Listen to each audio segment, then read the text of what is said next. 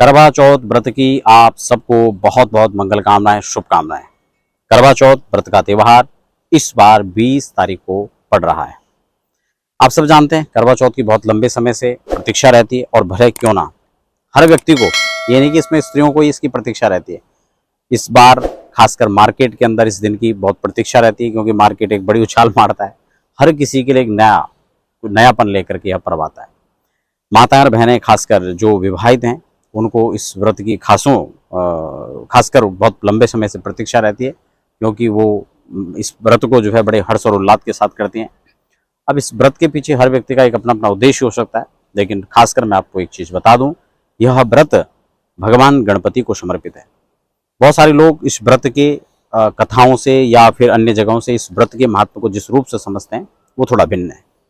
जितनी भी चतुर्थियाँ होती हैं वर्ष भर के अंदर, केवल गणेश चतुर्थी जो भादों की मैंने पढ़ती है उसी को हम लोग गणेश चतुर्थी समझते हैं, लेकिन वस्तुतः ये जितने भी चतुर्थी आती हैं वो सब भगवान गणपति को समर्पित है।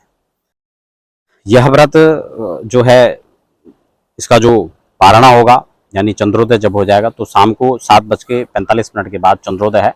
उसके बाद आप चंद्र अर्घ दे करके और भगवान चंद्र का पूजन करके जो है इस व्रत को खोलेंगे। गणेश जी को यह पर्व जो है समर्पित है, और इसमें मैं खासकर बता दूं, जो लोग व्रत रखते हैं वो आपने देखा होगा कि चंद्रोदय के उदय होने पर अर्घ दे करके अपने पति के मुख अवलोकन करके और उसके बाद व्रत को खोलती हैं। अब व्रत में अपने अनुसार लोग नियम बना लेते हैं। कुछ कहते हैं कि हमें पानी भी नहीं पीना है, कुछ कहते हैं इसमें चाय पीकर खोल सकते हैं, कुछ कहते हैं, लेकिन ये अपना अपना एक स्वतंत्र मत हो सकता है। लोग हास परिहास और मीम भी बहुत समय चलते हैं। लोग कहते हैं भाई लंबे समय से व्रत रख रहा, अगर पति से नाराजगी होगी तो बीच में व्रत खोल देगी। तो ये इस प्रकार की एक वाहियात बातें भी हम इसको कह सकते हैं। इसका इससे कोई मतलब नहीं है कि वो व्रत खोलती हैं तो पति की मृत्यु हो जाएगी, या होगा या नहीं होगा, वो विषय अलग है। उसको मैं यहाँ पर क्लियर नहीं करूँगा कि वो क्या होता है क्या नहीं होता है। लेकिन हाँ, भगवान गणपति को समर्पित यह व्रत है, इतना आपको समझना है। और जिस दिन व्रत आप रखते हैं उस दिन भगवान गणपति की प्रातःकालीन आप जब अपना व्रत रखते हैं तो भगवान गणपति का आप पूजन करें। गणेश जी को सिंदूर जरूर चढ़ाएं और दुर्वा जरूर चढ़ाएं। बाकी जैसे षोडशोपचार पूजन होता है, गंध अक्षत पुष्प धूप दीप नैवेद्य पुष्पमाला, ये सब भगवान को चढ़ाना चाहिए। और केवल व्रत यह गणपति को है, और एक दिन का ये सजने संवरने का जो त्यौहार है, लोग इस रूप में इसको देखते हैं और पति की लंबी आयु के लिए रखते हैं। लेकिन पति को लंबी आयु तो तब मिलेगा जब घर में माहौल अच्छा रहेगा।